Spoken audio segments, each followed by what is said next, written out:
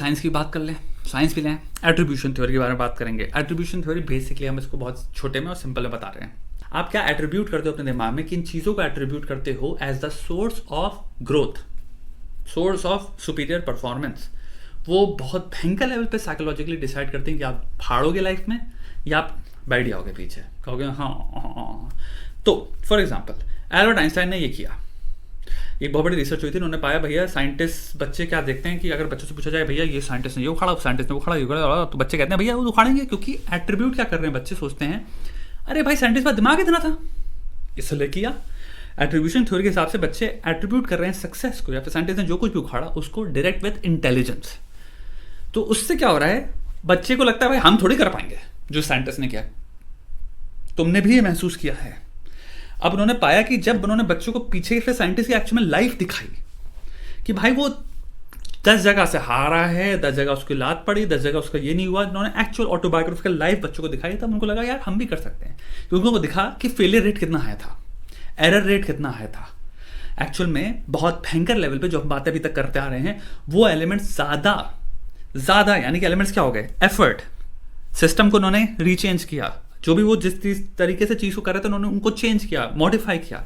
वो एलिमेंट ज़्यादा बड़े फैक्टर थे सिर्फ इंटेलिजेंस के सक्सेस के लिए। और उन्होंने पाया बच्चों का माइंडसेट भी बदला उससे, उन्होंने कहा फिर हाँ हम भी कर सकते हैं मे बी। ये एक रिसर्च है पूरी एट्रीब्यूशन थ्योरी की।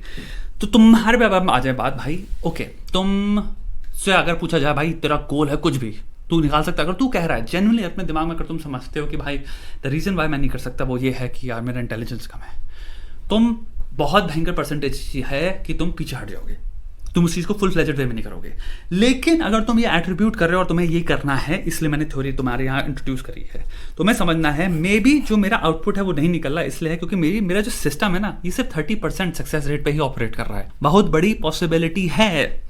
दूसरा, मे बी मेरे को अपने सिस्टम को मॉडिफाई करना है। तीसरा, मे बी मुझे एफर्ट ज़्यादा डालना है। यार मैं हारा हूँ, मेरा एग्जाम नहीं निकला, जो कि बहुत बड़ी प्रोबेबिलिटी है। तुम लोग खुद बताओ यार, तुम लोग को जितने भी एग्जाम नहीं निकले मेरे, ऑनेस्टली भाई काम नहीं किए थे ना, तुम रोज़ नहीं बैठे थे ना, तुम्हारा कोई सिस्टम नहीं था ना, तुम सुबह उठते थे लेकिन भाई पूरी तरह से मेहनत नहीं कर रहे थे ना, तुम फोन में बैठे रहते थे ना, तुम प्यार में थे ना, तो जानते हो भाई हमने एफर्ट नहीं डाला, अपने दिल में तुम जानते हो भाई।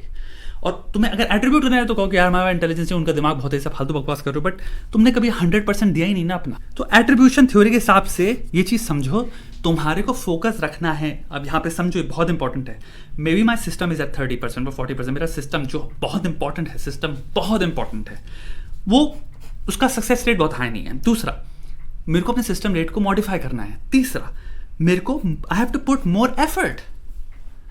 मोर एफर्ट, इन 3 चीज़ों को अपनी प्रायोरिटी बनाओ। जब भी तुम फेलियर्स में पिलोगे, तुमको एट्रीब्यूशन थ्योरी पे वापस आना है।